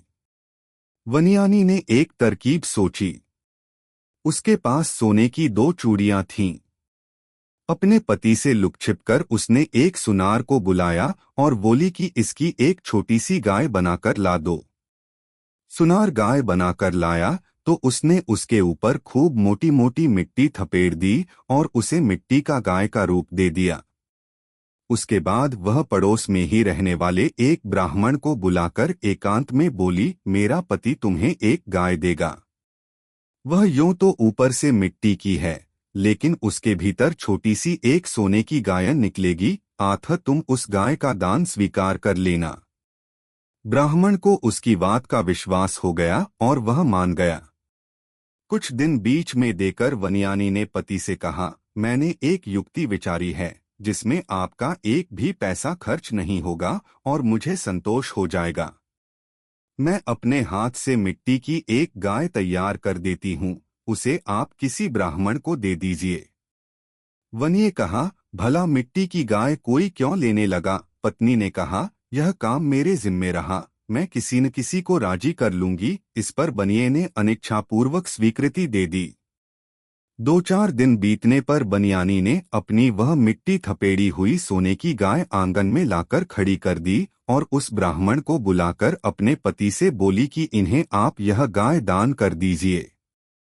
वनिये ने कहा, तुम मेरी उम्र भर की सौगंध तुड़ा रही हो, लेकिन खैर तुम्हारी बात ही रही सही। ऐसा कहकर उसने वह गाय ब्राह्मण को दान में दे दी। फिर भी वनिये के मन में कुछ संशय रहा कि इसमें कुछ रहस्य तो नहीं है।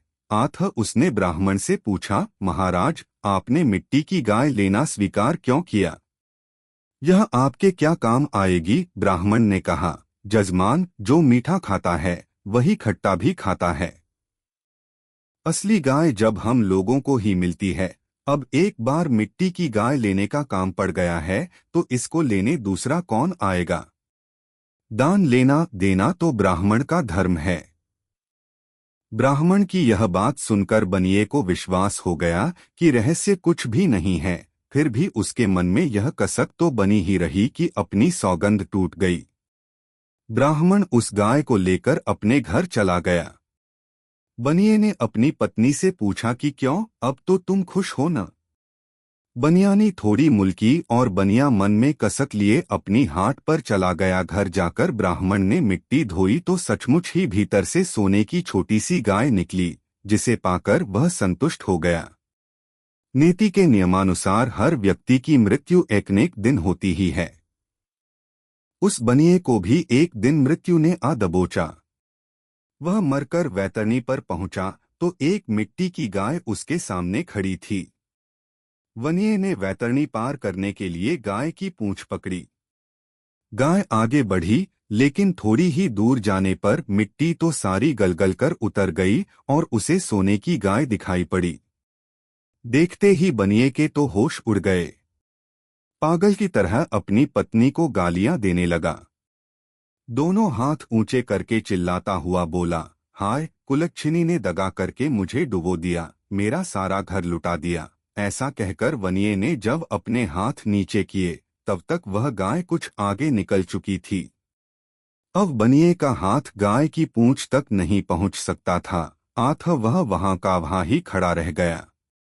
सारी वस्तुस्थिति उसकी समझ में आ गई और वह पछताने लगा।